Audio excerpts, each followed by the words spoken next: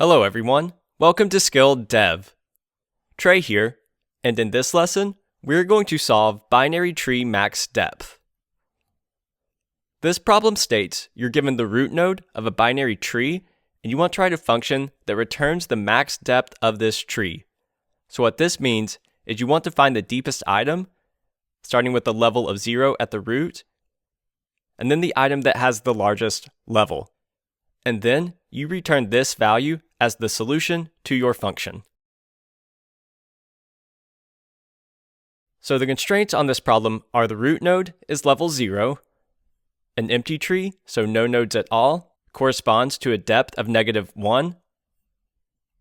The max depth is the highest level from the root node, so the node that is just the furthest from the root. And finally, we'll just be using standard binary tree nodes, so they just have a data property, but that won't really matter in this question. And then they have a left and a right pointer to point to its children. So we'll see that this problem itself is actually pretty straightforward. Trees are nonlinear data structures, so we have no idea the number of nodes in it since we're only given the root. This means we need to traverse all n items, which will require O of n linear time. So now the challenge is just deciding how we're going to iterate through this tree and how we're actually going to track the depth for each node. So there are two ways to traverse a tree, depth first search or breadth first search. Either will work, but in this case, we really care about going down the paths and finding that deepest point, so depth first search probably makes the most sense. Also, it's typically assumed to be better in memory, so we'll use that in this question. Then for the implementation detail, should we just do it iteratively or recursively? Once again, either of these would work. We'll do it iteratively so we can avoid the possibility of a stack overflow.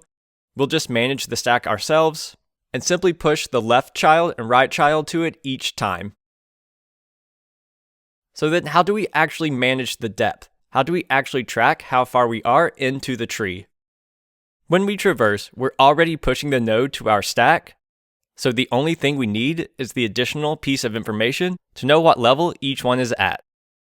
Well, our root node starts at 0, so all we need to do, each time we push a child, we just increment its depth by 1.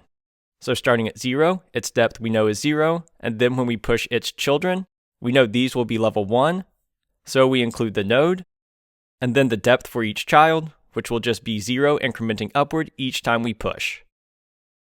So let's walk through that now. We initialize our max depth to -1, since this is what we will return if there are no nodes, and then if we have a 0 node, we'll update it then. So we do have a root, so we find the max of the current max depth and the current node's depth.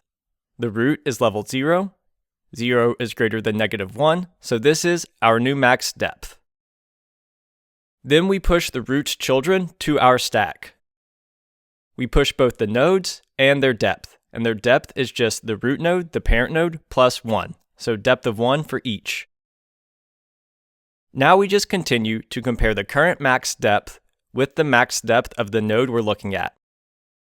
In this case, we see that the depth from the stack is 1, so now our new max depth is 1. And now we push its children to the stack.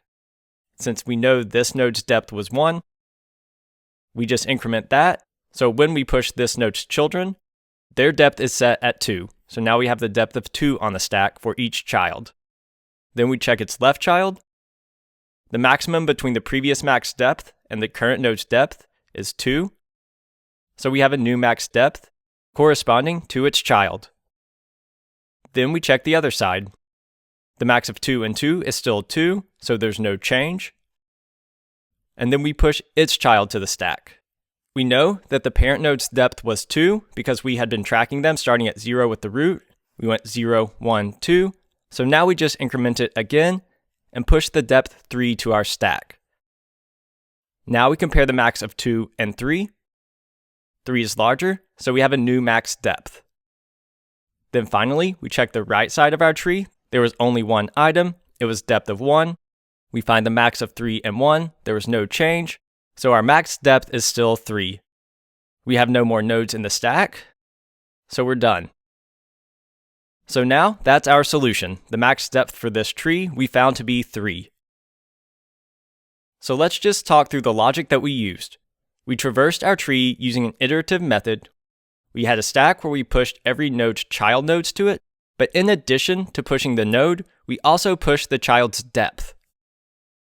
Then we start a while loop, and we run as long as there are nodes in the stack, meaning there are additional children that we need to traverse. For each iteration, we pop the top of the stack, and then we check that node's level with the current maximum depth. Then we store whichever is larger in the maximum depth variable.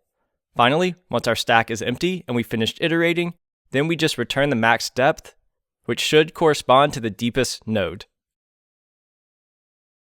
The complexity for this question is linear time and linear space. We have to walk through all n items, and in the worst case, we'll store all the items in our stack. An important note here though is this will only happen in an unbalanced tree for the space. If our tree is balanced, then we would store log n items. And let's see why. So on the left, we have an unbalanced tree. Every time you go left, you push 2 additional nodes before popping the current node. So by the end, you'll have roughly n divided by 2 nodes in your stack. When you drop constants, this is still linear time. However, with the balanced tree, or approximately balanced, you'll only use log n space.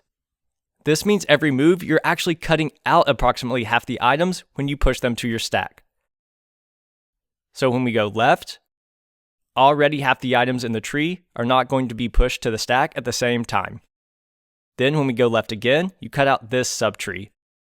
So this is going to be the difference between a linear space and a log n space. It's all based on the location of the nodes and how many you're going to have to push to your stack. And now we're ready to write our solution function, find max depth. We're going to be using depth first search, and we're going to do it iteratively, so we have to define our own stack. Here we'll just use a dynamic array in place of a stack. We also initialize our max depth to -1, and we'll return this if there are no nodes or the root is null.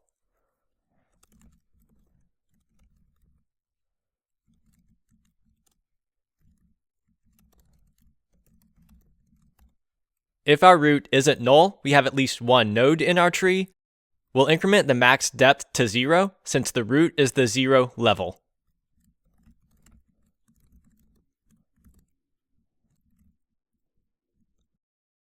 We also push the root to the stack, and its depth here we set as max depth, but we know max depth is just 0 since we just incremented it above.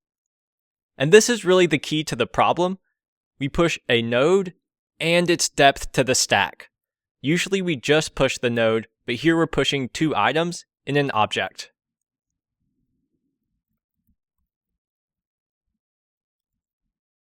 And now we're ready to iterate through our tree.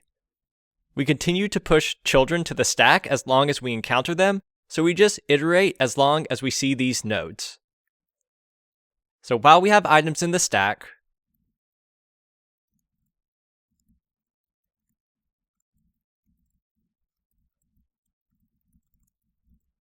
we pop the top item off the stack, and this item will contain a node and the node's depth. So we set those to variables here. Then we check if the node is null. If we reached a leaf, we would have pushed a null value, and that means there's just no item to check. If it's not null, then this is where we check for the max depth, and also push its children to the stack.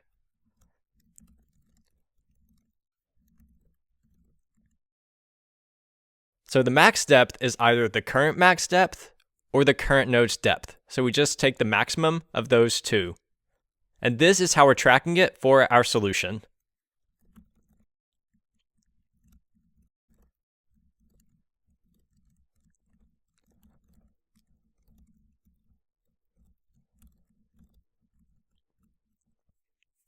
And finally, we push this node's children to our stack. We push the left and the right node, and then also we set its depth as the previous depth plus 1. So any child is always 1 level lower than its parent.